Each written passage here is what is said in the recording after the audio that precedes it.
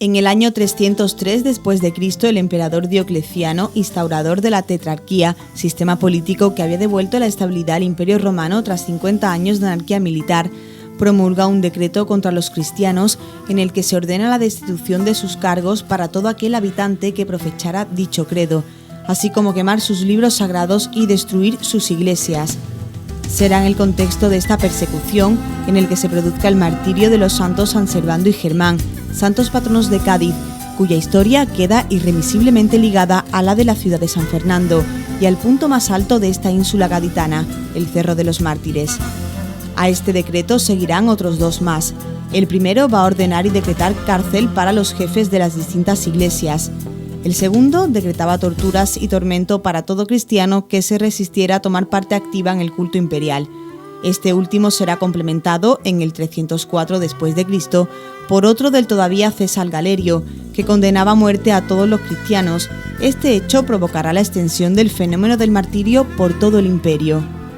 Esta persecución va a tener unas repercusiones desiguales a lo largo del territorio imperial, siendo mucho más cruentas en la zona oriental que la occidental, lo cual no elimina el fenómeno del martirio en esta última, donde concretamente en el suelo peninsular no solo contamos con los ejemplos de San Servando y San Germán, sino también, por citar algunos ejemplos, San Vicente de Zaragoza, Emeterio y Celedonio de Calagurris, San Félix de Segura o Santa Eulalia de Mérida. Su pasión, escrita probablemente en el siglo VII después de Cristo, los hace oriundos de Mérida Augusta, la actual Mérida, sufriendo su martirio en tierras gaditanas. La leyenda los vincula al mártir emeritense Marcelo, centurión romano cuyo suplicio se fecha hacia el 298 después de Cristo, como a sus hijos, al igual que otros 10 mártires, todos hispanos, repartidos a lo largo de toda la geografía peninsular, todos ellos vinculados a su vez al ejército romano. Sean o no vinculables estos mártires a San Marcelo, su martirio es digno de ser recordado. Se sabe que padecieron tormento anteriormente a su martirio como confesores, como nos indica el Diccionario de Historia Eclesiástica de España, sufriendo graves tormentos. Serán arrestados por segunda vez por orden del prefecto de la Lusitanía de nombre Viator, que decidirá trasladarlos a la Mauritania para ser procesados al igual que años antes ocurriese en el caso de San Marcelo.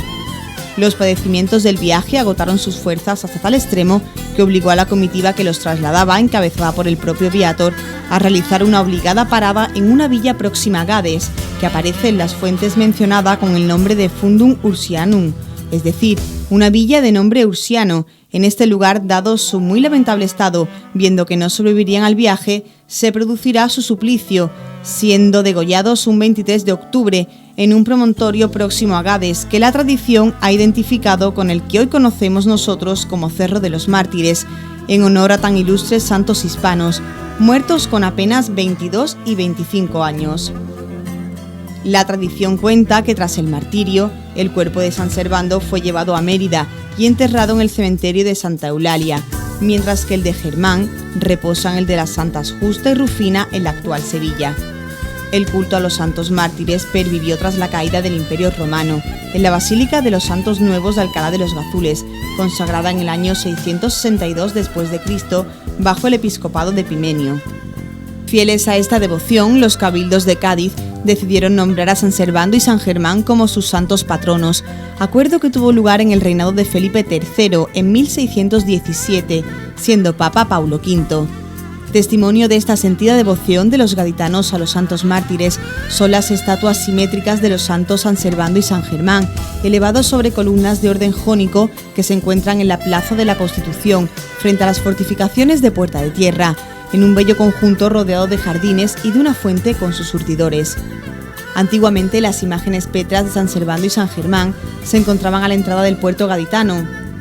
En la actualidad reciben al visitante que se adentra en el casco histórico de la capital. En el pedestal de estos testimonios en piedra de la fe de los gaditanos encontramos la fecha en que fueron realizados, a comienzos del siglo XVIII, en plena Guerra de Sucesión Española, en 1705. Los escudos que se hallan en la base son un cuartelado real, el de Hércules gaditano, símbolo de la ciudad, y el del Marqués de Valdecañas, don Melchor de Avellaneda y Sandoval, alcalde mayor de la ciudad de Cádiz en 1705, general de los reales, ejércitos y caballero de la Orden de Santiago. El primero de estos es el escudo real que usó Felipe V, primer Borbón español, como evidencian las flores de lis del escusón. El segundo es el Hércules gaditano, entre leones, símbolo de la ciudad de Cádiz. Jerónimo de la Concepción, en su obra Emporio del Orbe, Cádiz Ilustrada, describe las armas de la capital gaditana de esta forma. Cádiz ilustre desde sus principios abrazó uno y otro modo, grabando en el escudo de sus armas la imagen de Hércules egipcio, de cuerpo entero, desnudo, coronado con una piel de león, forcejeando con las manos por desjigarrar dos leones, a los pies la clava o maza, a los lados dos columnas con la inscripción Non plus ultra, y en el circuito una letra que dice Hércules fundator Gadis dominatorque. El tercero de los lados corresponde al escudo del gobernador de la ciudad, el marqués de Valdecañas, don Melchor de Avellaneda y Sandoval. En este blasón podemos ver la representación heráldica de sus linajes paterno y materno. Describiendo este blasón vemos en el primer cuartel los dos lobos de sable, uno sobre otro, cebados de dos corderos, bordura de gules, con 8 aspas de oro de los Avellaneda, mientras en el segundo cuartel vemos la banda de sable de los Sandoval, al timbre corona marquesal. En el cuarto lado del basamento podemos leer la fecha en que fueron colocados para admiración de los gaditanos y visitantes los santos mártires. Por documentación conservada en el Archivo Histórico Nacional, sabemos que el poseedor de este último escudo, gobernador de Cádiz, había nacido en el campo de Criptana el 22 de enero de 1653. Era hijo de don José de Avellaneda y Sandoval, marqués de Torres, y de doña Francisca Ramiro. Como curiosidad, hemos de comentar que el blasón del marqués de Valdecañas puede contemplarse en la localidad almeriense de Adra, donde este noble poseyó del linaje Avellaneda y tuvo propiedades. Durante el sexenio revolucionario, concretamente en 1873, los santos mártires fueron retirados de su primitivo emplazamiento frente al puerto de la capital gaditana.